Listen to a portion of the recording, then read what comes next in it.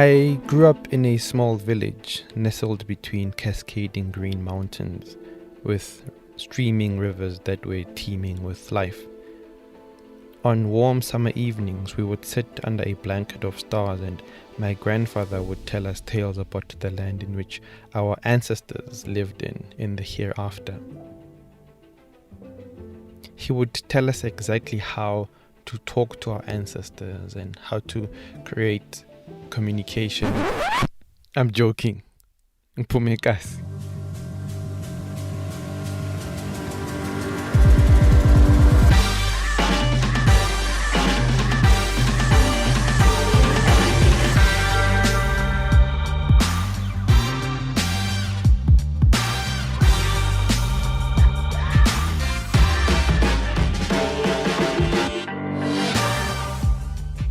The truth is, by the time I set foot in any kind of village, I was already in my 30s.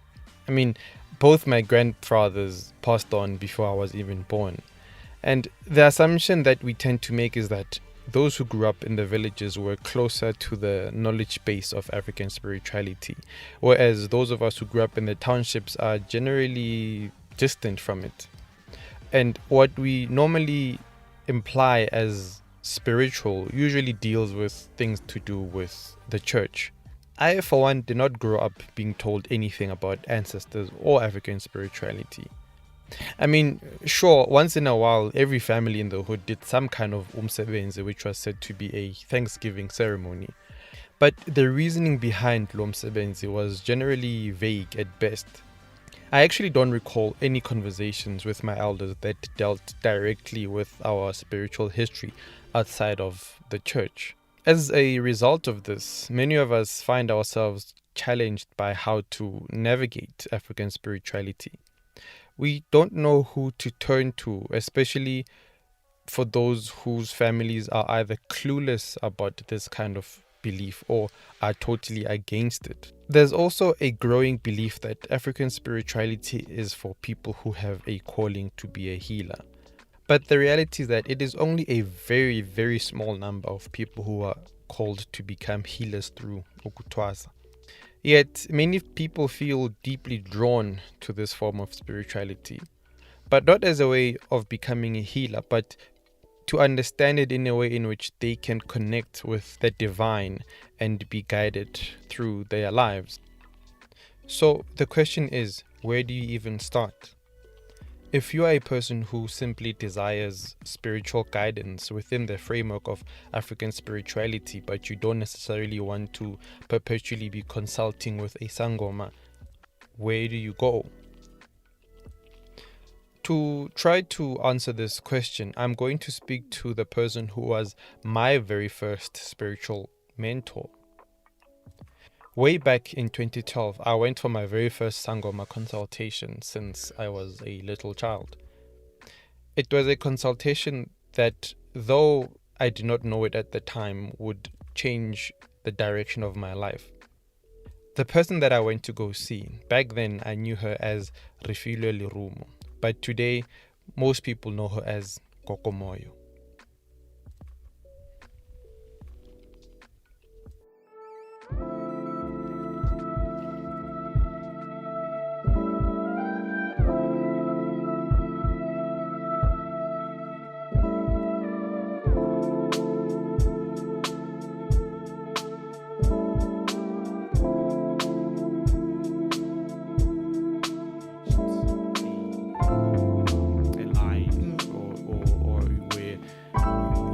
That this particular thing they can't deal with, So when I started thinking about this idea of finding someone to talk to, specifically, not necessarily a healer, as in sangoma, not necessarily holohlola, but to talk to and get a different perspective. Yeah. So I was thinking a lot of that, and then you came to mind, and I'm like, it makes sense to talk to you because you are my first spiritual mentor, right? This was 2012. I think you were still Gogo. Where was it? Deep Kloof. Deep Kloof. Yes. You were still that side, And I actually remember because social media wasn't like this. Now it's back hectic. then. It's on another level now. Social media wasn't what it is now. And I remember I found you on Facebook at the time when I came across your profile. I was living in Cape Town, and then I moved here. You had the green top Gastok suite. Remember? Yes. I remember that Wow. in particular. Yeah, no, I remember that. And the reason I'm still not entirely sure why I felt that I needed a consultation, because I didn't, at the time, 2011, 2012, I didn't necessarily believe in African spirituality, you know? And I think it's also a thing that a lot of people sort of trying to deal with, because I'm not sure if it was a curiosity, you know, to just to hear about Lobona, you know. And I think at the time, I personally wasn't very conscientized to the context of what could potentially happen. Or come from it. Or come from it, you know. So, and I remember I came to you because I was having a particular dream, a recurring dream, right? And so I told you, like, you know, I'm having this dream where in this dream, it was a dream about, it wasn't really a specific dream. I kept experiencing a certain entity in every dream that I was having. Okay. You know? Yeah. It was like a person, but I couldn't see their face.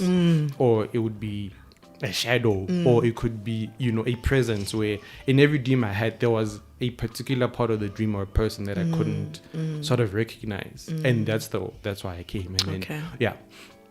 And I came and we consulted for an hour, and I didn't believe anything you said. I was like, rubbish. I didn't believe anything. I'm like, yabon. No, because before then, my only context with this was when I was very young with my father. Yeah. And our parents treated it with this weird secrecy. Yeah. You know, where he would take me to different people and he would never explain. You know, I would just wake up on a Saturday morning and he'd be like, you know, you're getting cut. Yeah, and it's very invasive, but at the same time, you don't know why. At no point did he explain anything. Yeah. You know what I mean? So I grew up with it really turned me off from that, because I didn't trust the secrecy. It felt like a scam. Yeah. You know? So I came and then we spoke. I'm like, okay. The thing that caught me was when you said that entity was my father, right? Who had passed on about 4 years before that time we spoke. Yeah. And then that's what really captured me, because there was a sentence that basically began my spiritual journey that you said. You said, it's my father, and the reason I can't see him is because he hasn't learned how to communicate, because he's young in spirit. I think out of all the things that you said, that is the one thing that caught me. Like everything else was like, I saw. You know what I mean? That caught me. And over time, that first consultation has basically, it took me until September 2020 to fully understand what I meant by that. What you meant by that whole consultation. Sure. Right? Because I still remembered parts of it. And it took me until this very month to fully unpack. Yeah. You know. Full circle. Yeah. You know what I mean? And so now I decided to do this episode to try to figure out when a lot of people are finding themselves drawn into this particular form of spirituality, right? But they don't know how to enter it, because there's a belief that you can only do it if you have a calling. You're going to be a sangoma, you know.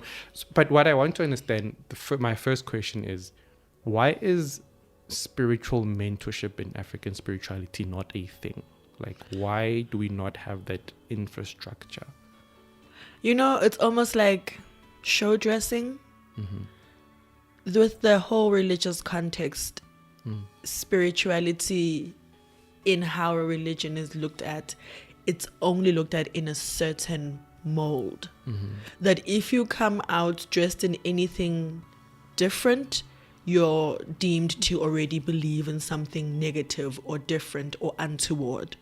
So generally, even in a household, much like how you explained, they would just take us in the morning and there would be no actual sit down. Hore, my child, you're not going crazy because you're dreaming so much. But that innate first conversation that you have with your parents to firstly calm the child, make the child feel like they're not an extraterrestrial, being by virtue of having this gift. And that's just still in the homestead. Now, we're then coming to the greater part of the family where we have influences, because my mom is like mad religious, and versus my grandfather from the rural area who's mad culturalist. And those two already, when they try to solve a problem, they go at it in different ways.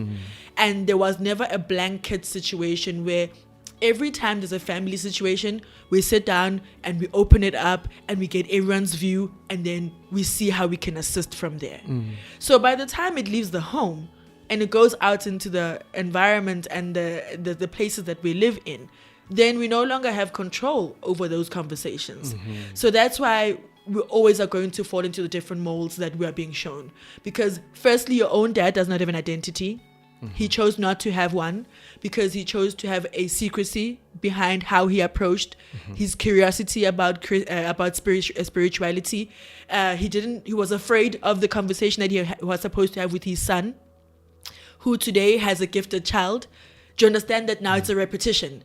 Whereas if dad was brave enough to go to a sangoma, brave enough to take their child in tow on their first consultation, that when dad is having this aha moment, it's for everyone, so that the child can actually see there's a whole journey to it, and not just a all of a sudden or a magical moment, or almost like these amplified created moments where you actually don't believe that it actually happened because you were never there for the beginning of it. So that by the time you're enlightened about something, you even don't take it in its powerfulness of what it's actually supposed to do for you, because you were not there. You've been omitted from the conversation. Now your dad even passed and left you with more questions for something he was pretty sure he was trying to solve when he was alive. But he didn't do it in its entirety to allow for the whole family to be a part of the conversation. And even in the homestead vibe, what more on a cultural vibe? What more on a linguistic vibe? What more in place of where you stay? Because it just builds and builds and builds. That's why your role models are not people in your home, but they're people in your community. So if our communities are not living in a certain way and only celebrating Heritage Day on a particular day, it goes back to talking about the same thing. Whereas we have your Easters and everything and all the things that don't relate to us, but have been fed to us saying that this is exactly who we are and what we're supposed to believe in. When you as a child, when you look at it and it doesn't make sense to you, but your parents are not willing to sit down with you. I mean, parenting is so difficult right now. Parents are not even spending time to do homework with children. What more to teach them about who they are on a spiritual level? Sure.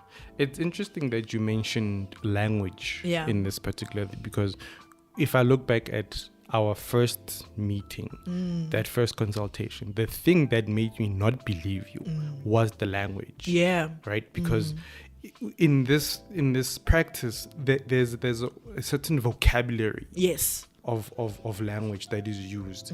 And I was totally unfamiliar with it. Yes. You know what I mean? There are things that are said, there are phrases that are used that almost conflict with my understanding of, you know what I mean? There's this, there's that. And I struggled with understanding that. And I think in some ways, even today, there's still some linguistic issues that I personally still need to sort of unpack. And do you think that there is a way that this language can be simplified, or is it one of those that it's important that it is kept as it is, so that meaning is not lost in the translations of those things? I'm actually half and half on that. I think if you look at the body of work that I've been building over the years, I don't try to speak like most deeply philosophical people, or because I feel like you lose the message to a layman person, you know, because you are bombarding them with all these big words. Yes, you sound really great and you probably have a whole point going on there, but to a point who's not even understanding, much like the language is what you're talking about, then you might as well not have the conversation because you've lost them in the first line, you know. So in terms of perhaps the particular terms that we use in emsebenzini wamadlozi, umsamo, ukufemba, ukuphahla, those things are names of actual things. You know, it's more about the curiosity of a person to go on, to learn about what they mean. I mean, like umuntu omhambayo, if a line like melo fembiwe is said, you follow up and say, what is that? Much like mabati hambi phahla, uti, what is that? So it's also on you to want to learn about it, right? Because for you to join the industry, you must talk like them, right? It's only different if you're going to use the westernization of languages for you now to make it seem more different than what the actual conversation is. We can start it from beginning till end without a single word of English spoken, you know? But whenever there's like, for instance, podcasts or conversations that are being had, we want to speak like great Egyptians or whatever. These people that we want to reference. You can't be powerful by virtue of how you sound. Your power resonates and is innate with you. So even if you can speak with the most basic of words, ilizwi lakho lizozwakala. Yeah. Okay. So now with in 2020, there's a lot of people, it's, you know, we're still in lockdown, there's the pandemic, there's all of these things happening. And a lot of people sort of find themselves wanting to hold on to something, and a lot of people are turning to spirituality. But now, like we were saying, people would like to participate in African spirituality, right? But they don't know how to. And now what I'm sort of trying to get to understand is that, is there room to have spiritual mentorship outside of ukuhlola and ukubula, and you know, is there room? Because I think a lot of people want to talk but they fear consultations. But futhi, what I'm getting from that, for most part, umuntu avoida indaba zakhe.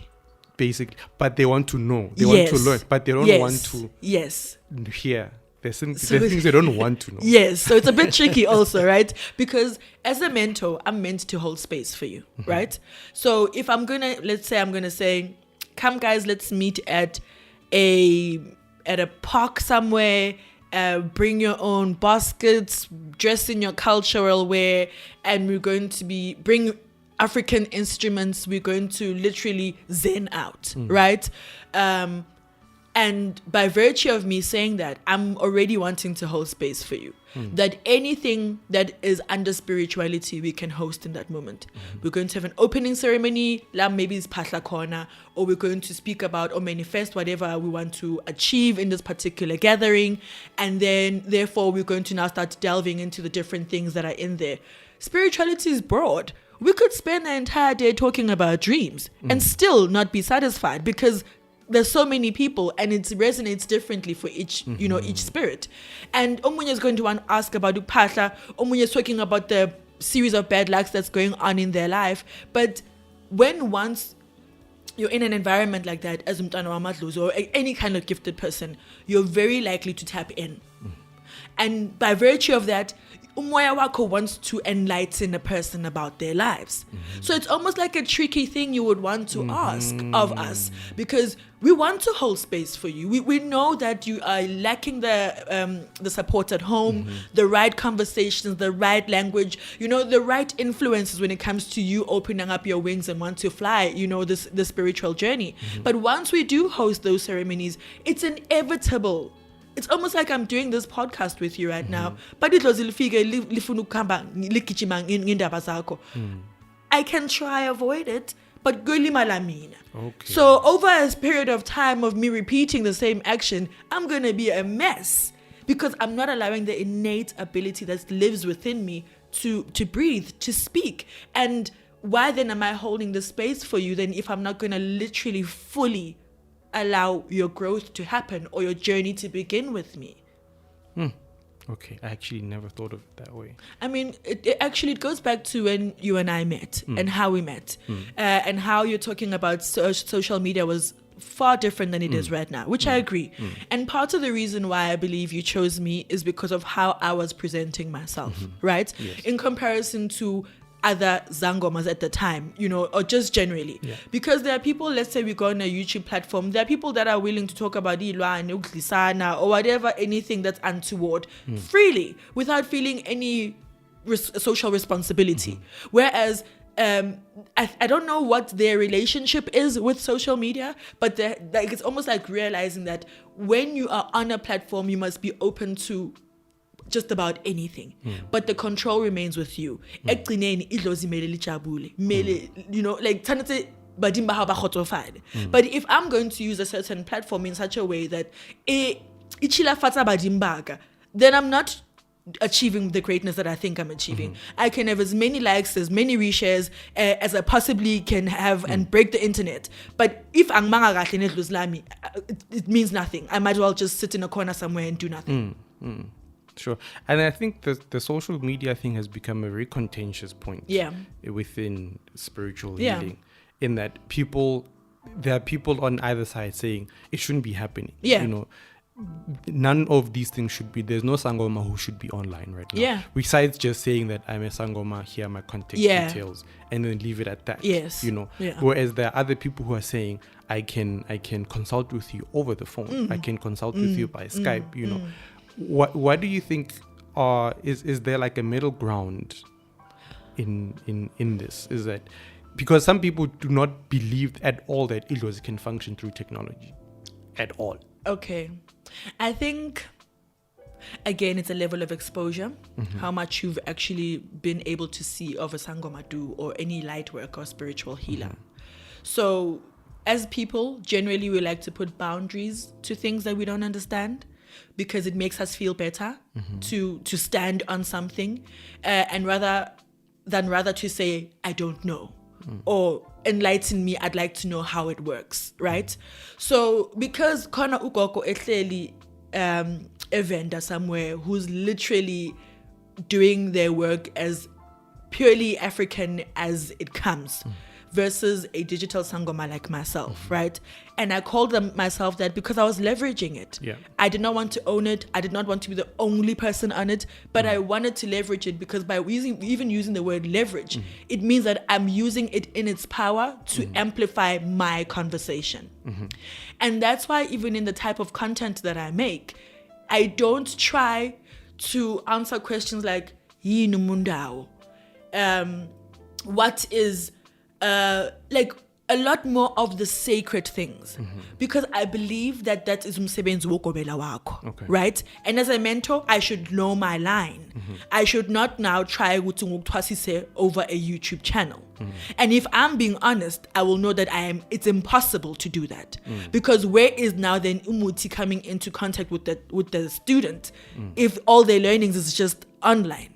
So yeah, sure, that's still that process. So rather not attempt it if I cannot fully give that person what it looks like it needs in that moment.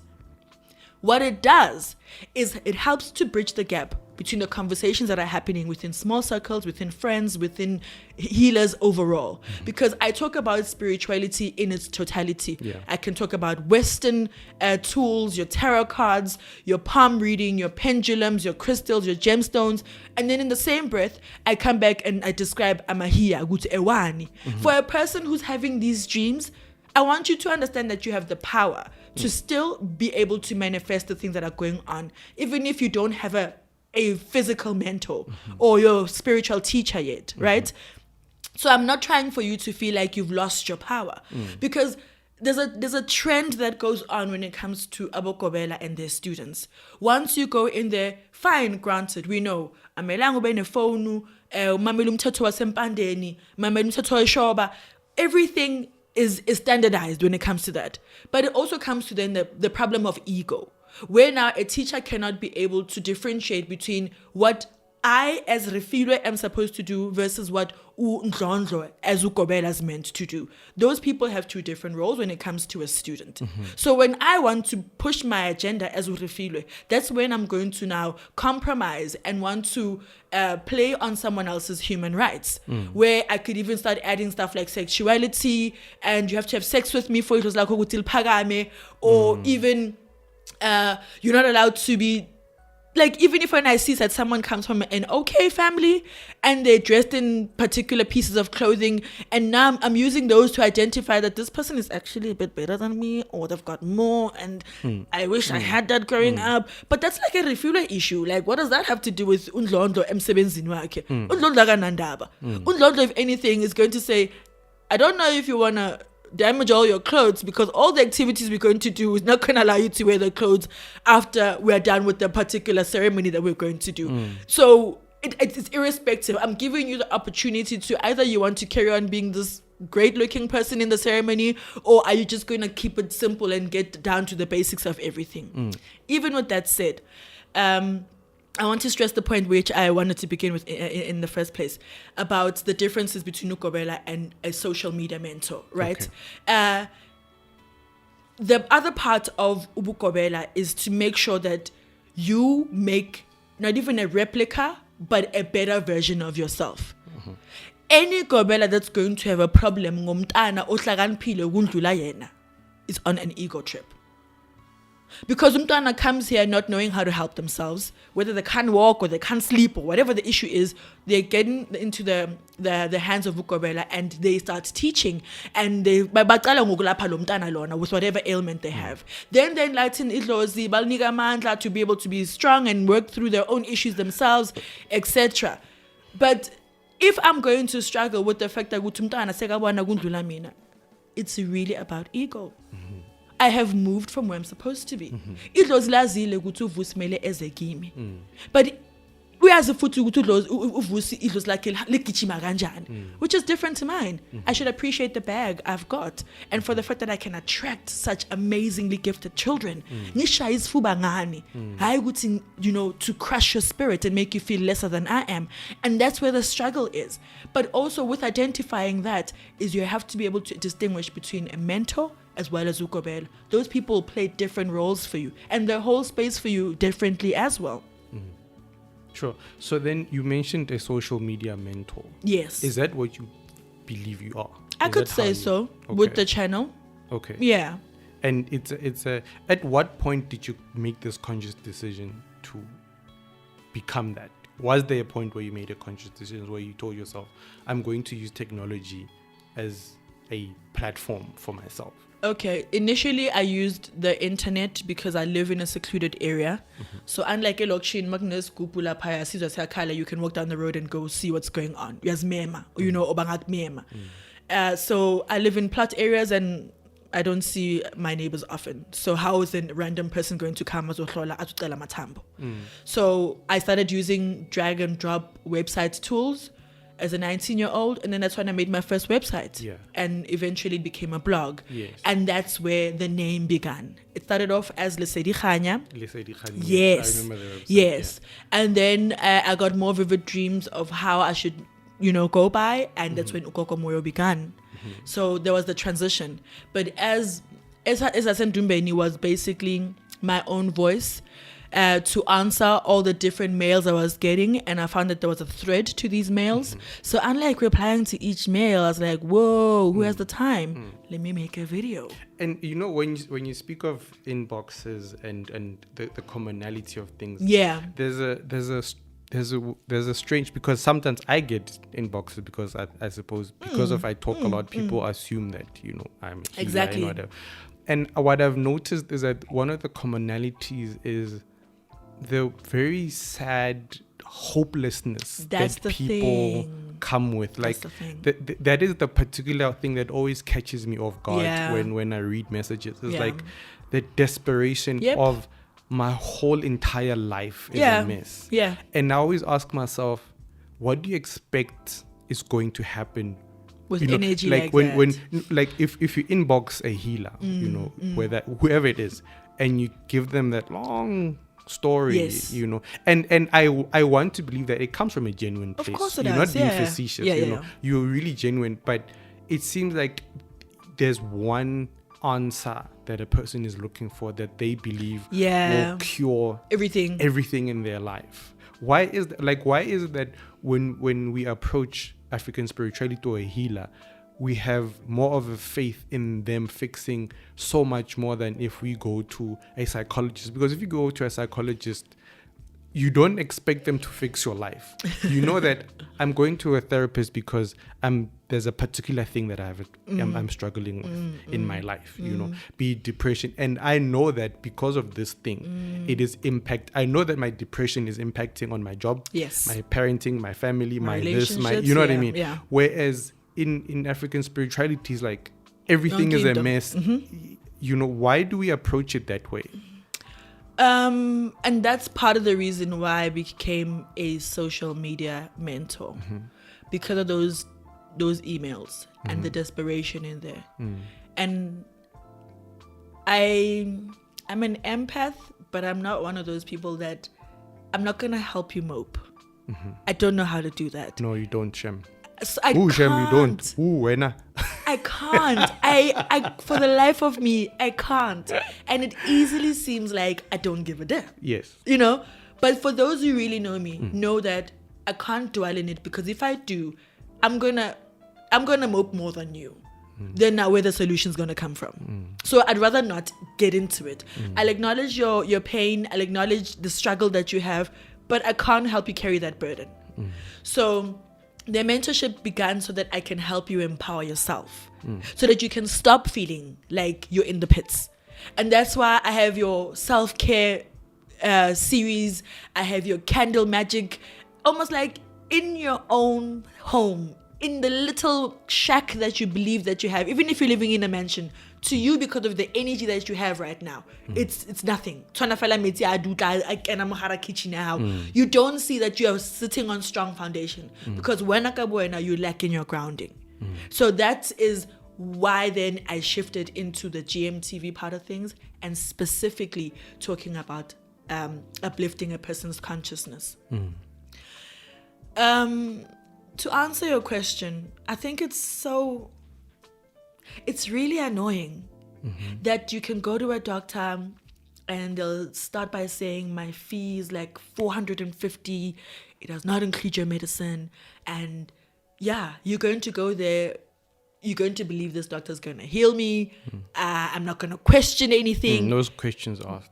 No, zero. Like that white coat is going to walk in there. It's going to look at me. Sometimes it's just literally going to look at me and say, you got yellow skin. You know, you got this. But when they come to us, they bring a myriad of issues. They bring a whole list of things that have to do with generational upheaval that obviously cannot be fixed in a session. There's still mental trauma. There's psychology that's into that. There's physiology that's into that, because I tap into your entire being, mind, body, and soul. But if I say my consultation is 300 Rand, you guys are out to get money. But hang on, imiti, I don't use anything less than imiti 810 at a time to heal something. And that's just the basic number. For others, there's more. It could go all the way up until to 50.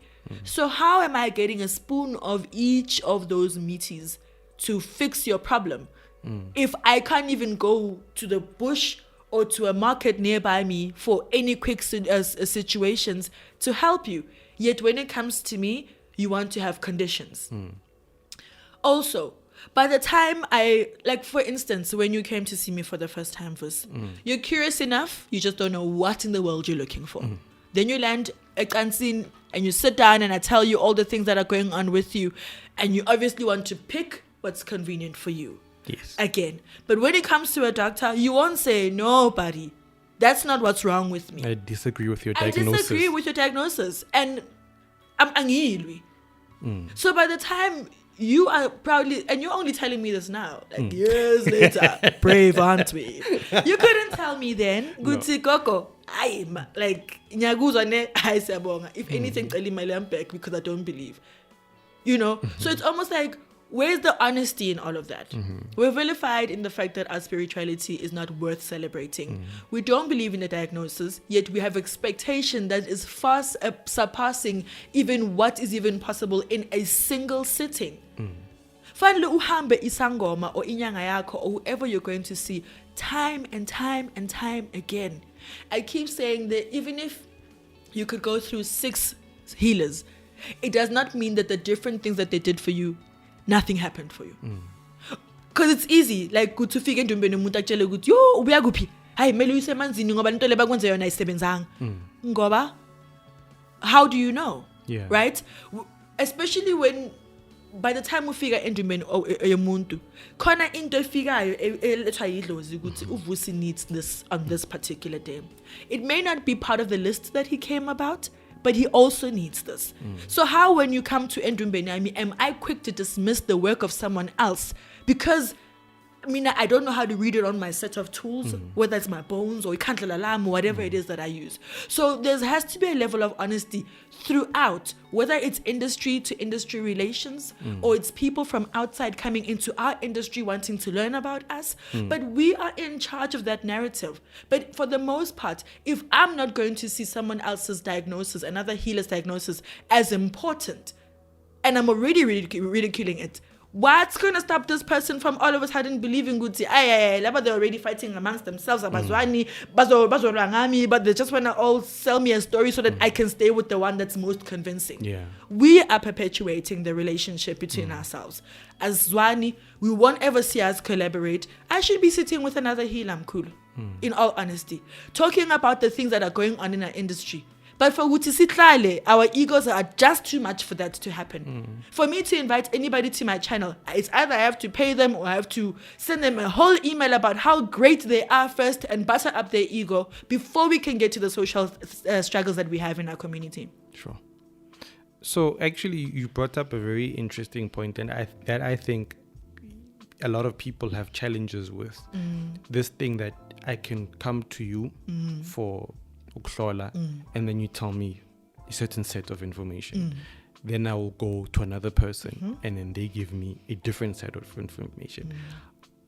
How should people evaluate the reality that if you go to 3 different sangomas, you're going to get 3 different, not necessarily conflicting information, but different? Because you're going to tell me about my grandmother. I'm going to go talk to someone who's going to tell me about my father. Someone else is going to tell me about a great aunt of mine. How should people evaluate information? Why is that the case? I think Mutu generally has to have a level of honesty. Because you came to me and I was 20 years old. I'm 32 now. That's like a whole time that has passed. And if I will be talking about different things. My confidence will be different. I'm probably going to run a lot longer than I did on your storyline than I did when I was younger. And then you go to a person who's like 75 years old and her whole entire life, that's all she's been doing, right? So you're going to, firstly, people that are on different levels. That's the first thing. So I don't know also what honesty you have, almost like trying to put those people up against each other. Because you're trying to, but I've never heard that before, or you know, you're already wanting to not accept the information for what it is. An honest person is going to have a book, a reference point, that on a particular day, I went to Ukoko Banban. These are the pieces of information that came out and stuck for me. And I've never heard them before. And obviously, by the time I'm asking for Ugutung Gama, Angish, or depending on Utu Bonaganjan, Nigazan Negama when Angwako, Utukoko Banban Utinga is Katsako or Attentionako, whatever the case is. And you take that name and you add it to your book. And you get to see how many times has that name been touched on in all the different sessions I've been in. Which is also open to the level of the depth of the sight that person has. Omunya won't even touch on a single thing that you've ever been spoken about, but it remains their truth because Ilos Labo at the time sees that in you, which perhaps you haven't seen it. You'll see it 20 years later. It did not mean that man wasted your time or needed you to not even doubt them. It just means that their sight was over a certain time period that you are still going to wake to. You've always been a gifted child. You wake to yourself, right? Which means that even certain activities that you do to sustain your spirit is going to change as the more you grow in your spirituality and your enlightenment. That wasn't needed when you were smaller. So the more uhamba uyohlola, the more you're going to see certain patterns, certain, even your spirit ungokwayo mawuhlala phansi mkhulu sakhuluma icathulo la ngaphandle, you can feel there's an energy coming out of this room, out of this hut. What is that saying to you? Awuhambisi nje indlebe nengqondo mawuhamba uyohlola. Umzimba wakho, amathongo wakho hamba nawe. So there's so much to pick up on that it's going to tell you whether something is of urgency or it's being stressed or whether it's important or it's a need to know, but it's not the most important thing right now. But over a period of time, you'll be able to gather all that information and actually see, these people are not saying the different things. They're saying them, finding different words for them. But I realized that actually a grandmother I've been seeing for eons. I just didn't know how to piece the puzzle. One day ufike ndombeni umuntu athi nangu gogo la maphupho nakho uthi 1 2 3 and you're like, goodness. But if you are not following up on your own spiritual journey, then you're going to miss even the gems that have been dropped in your life for years, because you're always running for a particular line, a particular solution, a particular feel, and why are you expecting that? Whoever presented that idea to you? Sure. I think it sort of ties in with a desperation, because people want to believe that I can come to you and you will cure my mother's cancer, my father's alcoholism, my brother's abuse, my fact that I can't find a job. Like, people believe that, and I want to know, is it possible that all of those things are cause of one thing? Impossible. They're sitting on different entities. How can they be caused by the same thing? Because my sister's having miscarriages, this and that is happening, that is happening. So there's this belief that all of these things, I can come for a cleansing. We do a cleansing. But the cleansing is on your person. It's for your spirit. How is that cleansing going to now seep through the rest of your people that you live with and bring enlightenment for them? At most, when I said to ever since I went for my cleansing, I'm actually sleeping better, dreaming better, remembering my dreams. I have a high vibrational frequency about me. Then you can get other people in your home to actually see that there's value in what you did. But you cannot take a bath for someone else. When I take medication, it sits in my body. It has not come because we have the same bloodline. Now you're going to be healed of possible cancer because it's hereditary. Where's the common sense? I get happy there's this thing where, and I've heard it a lot, and I think to a large extent I do believe that some people are called to heal their families. Oh, certainly. That was me. Into yami iphilise ifamily yakithi. So then how does it sort of merge with that? Yes, you can do certain things that will heal you, but they won't necessarily heal the family. But then in some instances, what you go through then does heal the family. Okay, I think you're touching on something that I like to talk about a lot, and it's finding out your role in your family. So Uvus is this loudmouth, very curious, wants to learn about this African stuff, turns over rocks to find out about it. But he has a sister that does not give a damn. Those people have two different roles when it comes to the family. So for as long as Uvus has identified what he's passionate about, he can come back home, sift through it, and come present a certain kind of narrative to the rest of the family. Because he has identified that in him. He can even see Magnemicimbi endlini akubizwa omunye ubhuti wakhe, kubizwa yena. So why are you going to expect both these brothers to behave the same way? So you have to identify your role within the family. Are you the emotional support? Are you the mediator when it comes to conflict in the home? Are you the one who leaves the home to go be a breadwinner? And even with that comes a responsibility. You don't just send money home, but there's an education that you have to bring with it so that you can help the family not be in the same financial crisis they were in the first place. So you don't just go to the city and look cool and send money home. when you're in the city, what are you learning? So you can come and enrich the family, right? So when you identify the role that you have in your family, you act accordingly and you play within that space.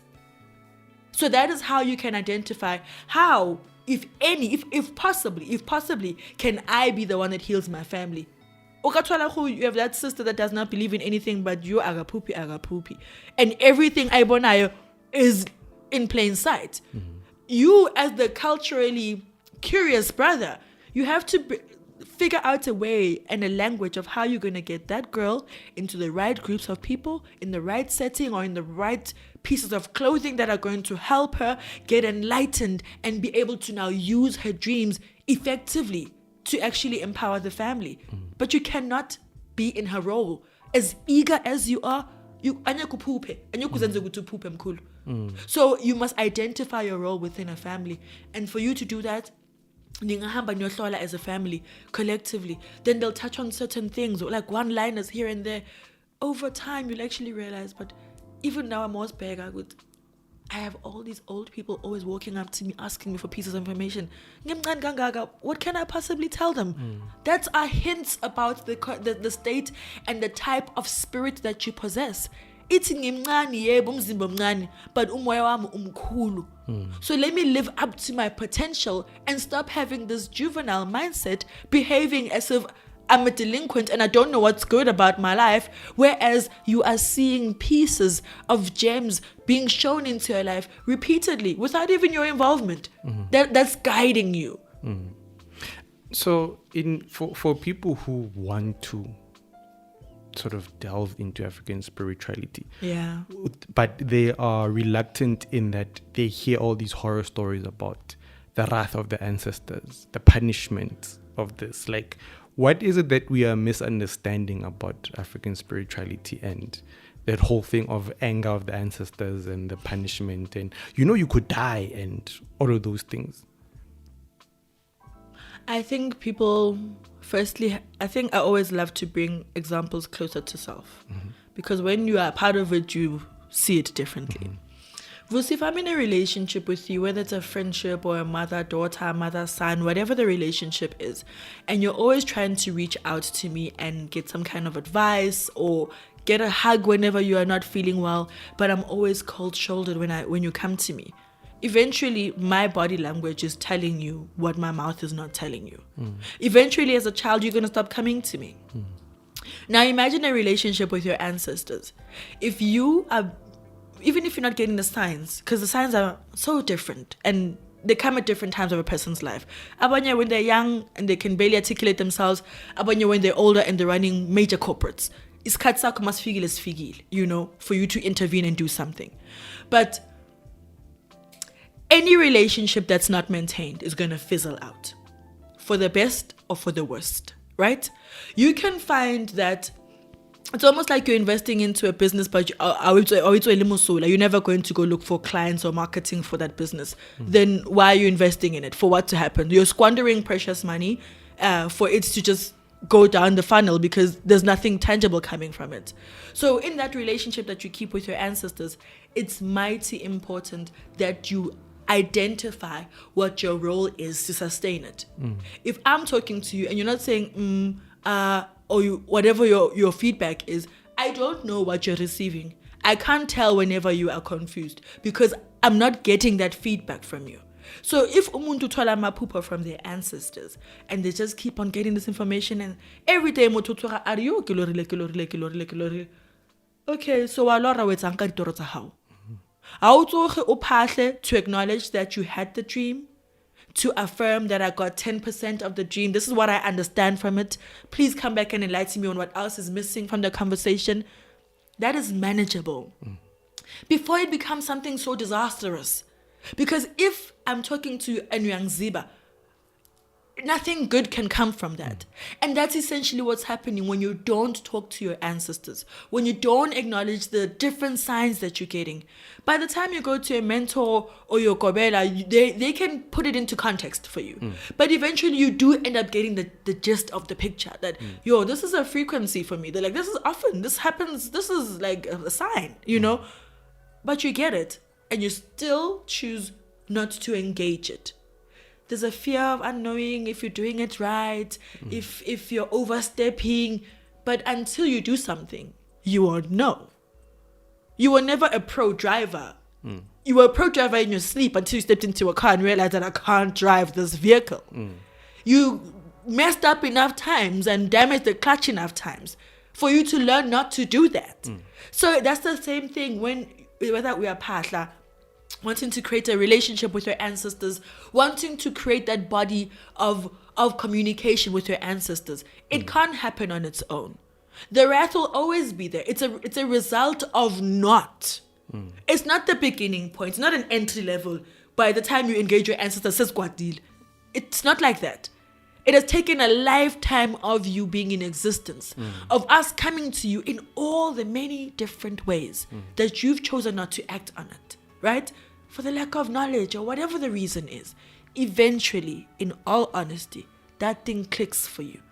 You see someone who you grew up with who's exactly a spitting image when it comes to their life history, their challenges.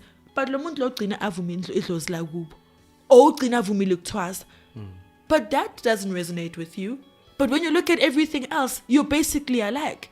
So don't you maybe think that you should maybe look at yourself in a different eye to see if maybe perhaps spirituality is not the hindrance that you have in your life for you to be able to succeed? So it's largely on us. There's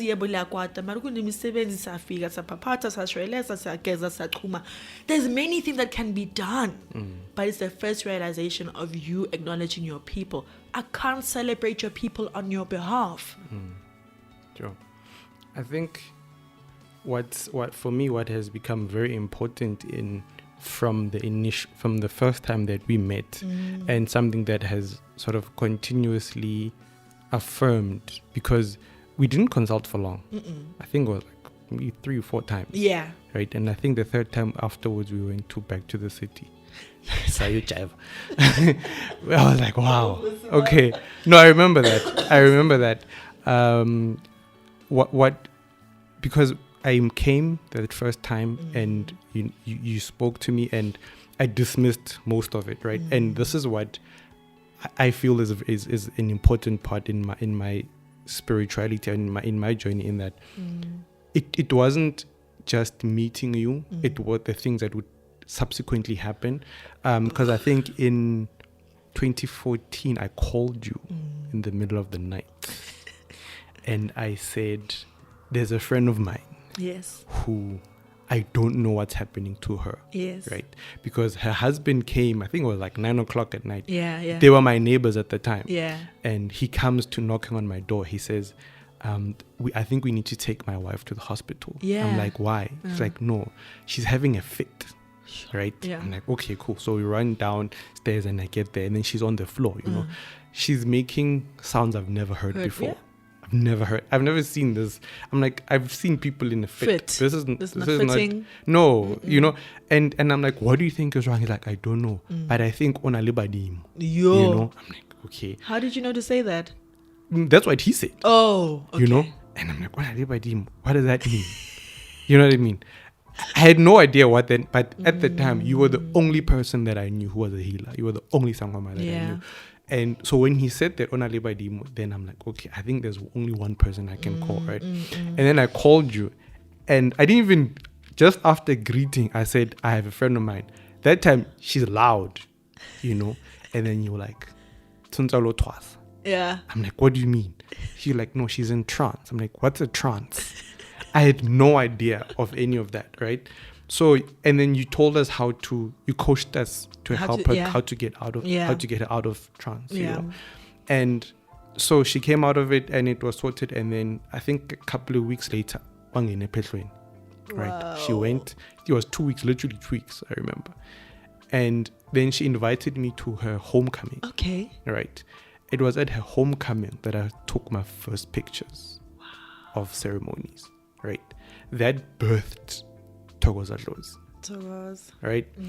And then Thokozadlozi then took me around the country. Yes. I kept getting invited to very sacred moments, you know. And it has always been strange in that people would expect me to come, you know what I mean?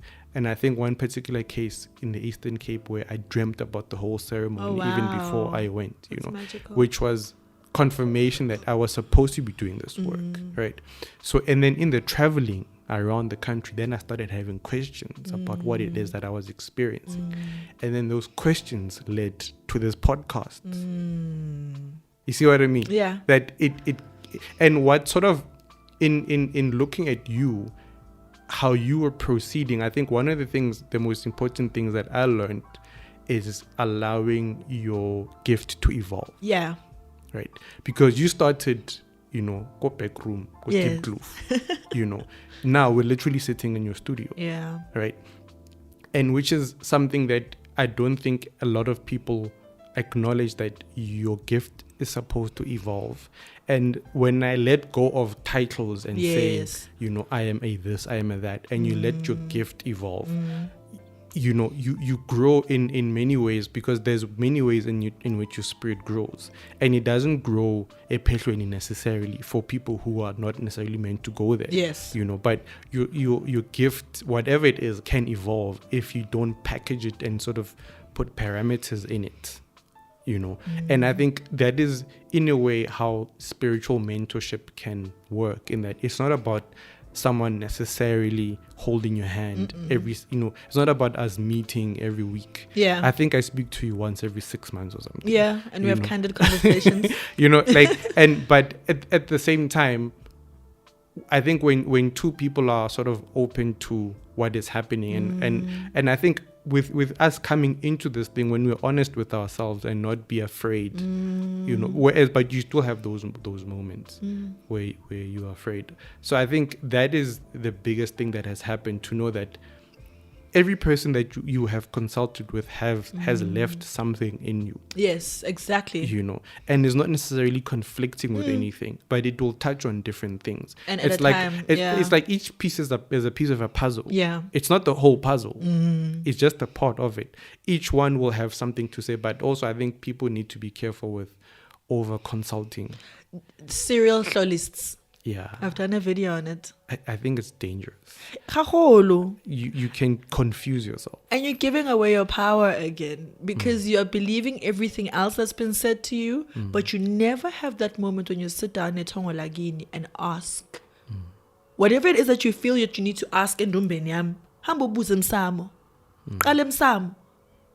For the fact that you're even coming to my practice, ubigile na, ukupile tsela.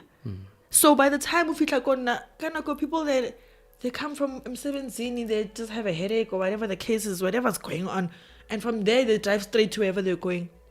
Ukupile ning batimba ba felegets. Ukupile ning for their divine intervention in whatever you're struggling with. So that's the challenge.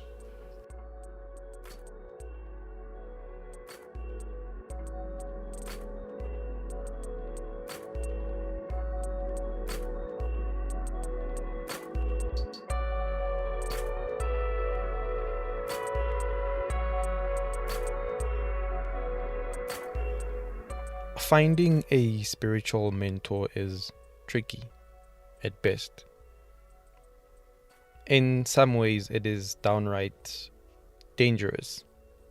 And when you add social media into the mix, you can find yourself drowning in confusion and unable to make any kind of meaningful progress in your life.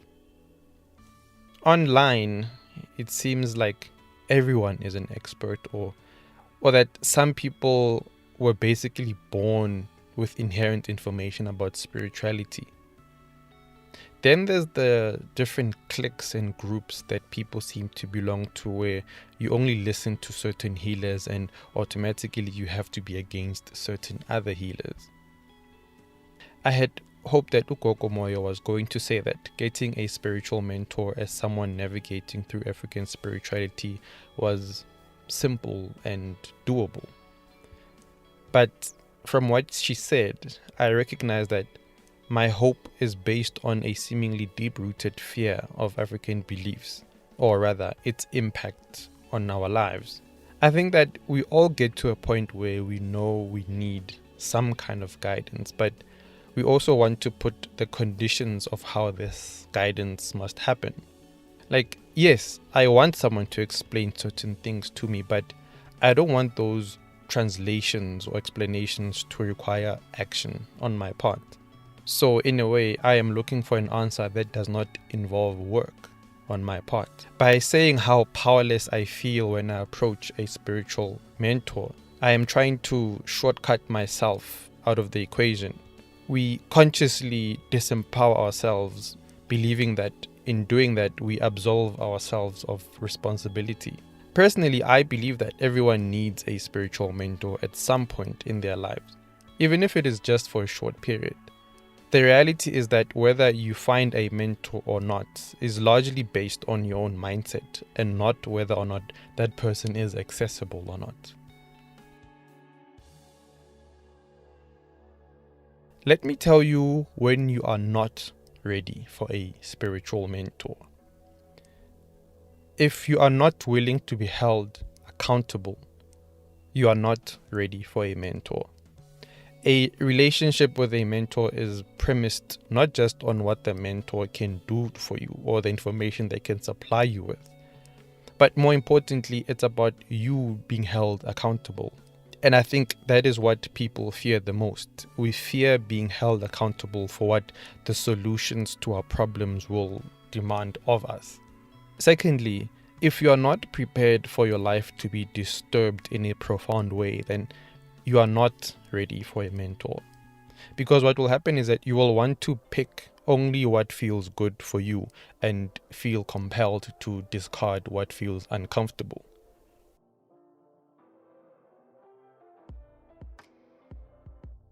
So let's say you've thought long and hard about it and you feel like it's time for you to find a mentor or to speak to someone.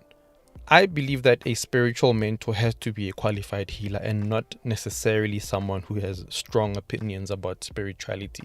And this is just me. I'm not dictating that that's what should be the case for everyone. I just feel that a person who has, suppose, the qualifications, they do have knowledge that people outside of Ubungoma might not have, right? They understand things in a different dimension and they understand things in a different depth than people who just read things online and then formulate opinions about them.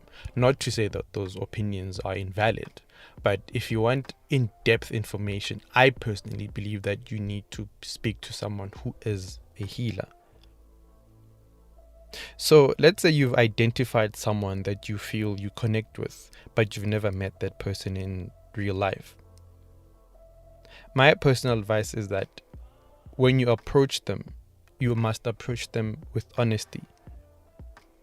By that, I don't mean offloading on them the saddest aspects of your life or elaborating on how much of a mess your life is. I don't mean send a person a long DM and expect them to give you a list of solutions to your problems. What I mean by honesty, I mean tell them that you would like them to be your mentor at a particular point in time in your life or at this current moment. What is crucial here is that you have to be willing to pay for the person's time. This may sound odd, but the person that you are dealing with was trained to do what you're asking them to do. And it is important for them to be compensated, for one. On the other hand, the importance of you paying for that person's time will also help you to be more disciplined and not abuse the relationship that you have. Because if you feel like you can contact anyone at any point and tell them whatever story you want to tell them and expect them to constantly give you solutions, you are most likely never to implement the solutions that they give you. Whereas if you know that you're investing not just time but also money, I believe that you'll be more willing to implement the solutions that they give you. So it's important for you to then ask them up what their consultation fee is. And if that person is then willing to sit with you, whether be it in person or online, then you can set up times and dates that will work for both of you. Now, if whatever the person tells you does not sit well with you during that consultation, don't run off to social media and start a rant. Respect the process, respect the person, and respect what it is that you're trying to do. Take your time. It doesn't help you believing that your life is a mess and then wanting to rush to solve everything in 1 or 2 consultations. The reality is that some things will take months, if not years, to resolve. And regardless of how desperate you may be, you need to learn to take your time for your own sake and for the sake of what it is that you're trying to do. If you don't agree with the person, don't ghost them and then go off and try to find someone who will tell you things that are a bit more palatable. I hope that from the conversation that I had with Gogo Moyo, you will learn that what each person will tell you has validity to some point. It just may be that you are not at that time attuned to what that person is telling you, or you are not at a point in your life where what they're telling you makes sense. But it does not necessarily mean that they are wrong. But it is also fundamentally important for you to understand that you are also in control. You need to take time to process information. You may not understand something now. You may understand it in a couple of weeks or in a couple of months' time. And if you still totally don't agree with it, be respectful in how you walk away from someone that you chose to speak to. Understand that at that point, they were doing their best to help you.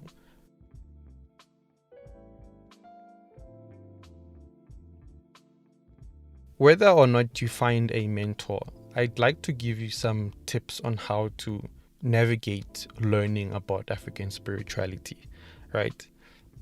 First of all, be careful of how social media impacts how you experience your spiritual journey. Be careful of how you attach yourself and your views to people online. And don't be too invested in people being who you want them to be rather than who they are. And don't be too invested in people's personal lives just because they are your mentors. Don't be too invested in their personal decisions about their lives just because you admire them. Also, social media is not the be-all and end-all of connecting with people. Also, social media is not the be-all and end-all of connecting with people. There's a healer in your community that you can speak to. There's even a healer in your family, probably, that you can talk to. The person who has been my mentor for many years is an old lady who is almost 80 years old. Just because someone is online or they have a following does not mean that people who are not online or don't have large followings don't have valid things to say. Be honest with yourself. Be clear about what your motives are for wanting to know certain things. Approaching things from a perspective of learning is, I think, much better than trying to approach them from a point of view of trying to fix your life. Because if you try to learn, you open up so much more for yourself. You are open to much more information without necessarily wanting only specific kinds of information. If you are looking to learn, you will not restrict yourself to only what makes sense to you or only what you want at that particular point in life. Because if you're only approaching it with the aim of fixing things, you only allow certain limited information into your mind. And when you don't get the information that you believe is the right one, you discard things that could actually potentially help you in that situation. It is fundamentally important to understand that your most crucial mentors are your own spiritual guides, your ancestors. You need ukuphahla regularly and consistently. You need to establish a relationship with your own guides. They are the ones who will lead you to the right people and the right information. They are the ones who will use your life experiences to open up certain lessons to you. And they are the ones who will always be in your corner, regardless of who would be in your life or who would not. So above all, trust them and trust yourself and trust your intuition.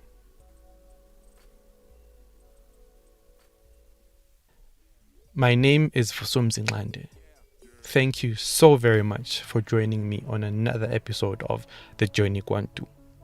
I wish you light, I wish you courage, and I wish you all the best on your journey. Makwande.